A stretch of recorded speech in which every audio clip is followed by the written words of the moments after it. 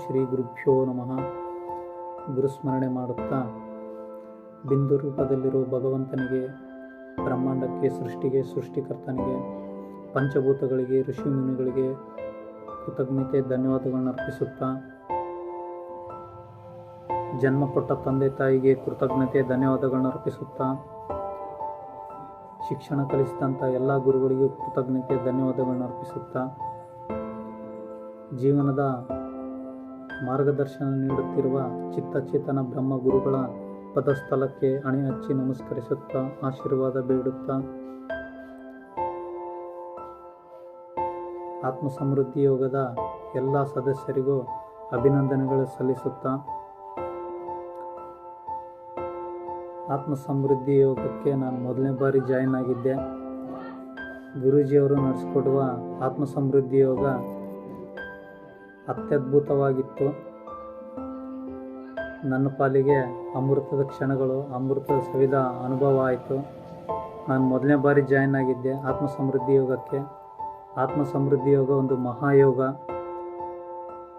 ಮನುಷ್ಯ ಹುಟ್ಟಿದಾಗಿನಿಂದ ಸಾಯುವವರೆಗೂ ಏನೇನು ಮಾಡಬೇಕು, ಏನೇನು ಮಾಡಬಾರ್ದು, ಹೇಗೆ ಮಾಡಬೇಕು ಅದನ್ನು ತಿಳಿಸಿಕೊಡುವ ಒಂದು ಸಾಮಾನ್ಯ ಜ್ಞಾನ, ಪರಮಜ್ಞಾನ, ಬ್ರಹ್ಮಜ್ಞಾನ, ಅದುವೇ ಆತ್ಮ ಸಮೃದ್ಧಿ ಯೋಗ. ಆತ್ಮ ಸಮೃದ್ಧಿ ಯೋಗದ ಇಂಟ್ರಡಕ್ಷನ್ ವೆಬಿನಾರ್ನಲ್ಲಿ ನಾನು ಪಾಲ್ಗೊಂಡಿದ್ದಾಗ ಗುರುಗಳು ಹೇಳಿದಂಥ ಆ ವಿಚಾರಗಳು ನನ್ನ ಮೈ ಮನಗಳೆಲ್ಲ ರೋಮಾಂಚನಗೊಳಿಸಿದವು. ನಾನು ಗುರುಗಳಿಗೆ ಕಾಲ್ ಮಾಡಿ ನಾನು ಸೇರ್ತೀನಿ ಗುರೂಜಿ ಅಂತಂದು ಮತ್ತೆ ಹೇಳಿದೆ. ಗುರುಗಳನ್ನ ಒಂದು ಸರಿ ಭೇಟಿ ಆಗ್ಬೇಕಂತಂದು ಭಾಳ ಆಸೆ ಇತ್ತು. ನಾನು ಆ ಇಂಟ್ರಡಕ್ಷನ್ ವೆಬಿನಾರ್ನಲ್ಲಿ ಪಾಲ್ಗೊಂಡು ಆ ವಿಚಾರಗಳೆಲ್ಲ ಕೇಳಿದ ಮೇಲೆ ಮೈ ಮನಗಳೆಲ್ಲ ರೋಮಾಂಚನ ಆದೇಟಿ ನಾನು ಗುರುಗಳಿಗೆ ಕಾಲ್ ಮಾಡಿ ನಾನು ನಿಮ್ಮನ್ನು ಭೇಟಿ ಮಾಡ್ತೀನಿ ಗುರೂಜಿ ಅಂತ ಕೇಳ್ಕೊಂಡೆ. ಆದಷ್ಟು ಬೇಗ ಗುರುಗಳದ್ದು ದರ್ಶನ ಆಯಿತು. ನನಗೆ ತುಂಬ ಸಂತೋಷ ಆಯಿತು. ಕೆಲವೊಂದು ಸಮಸ್ಯೆಗಳೆಲ್ಲ, ಆ ಸಮಸ್ಯೆಗೆ ಕಾರಣಗಳು ಗೊತ್ತಿದ್ದಿಲ್ಲ.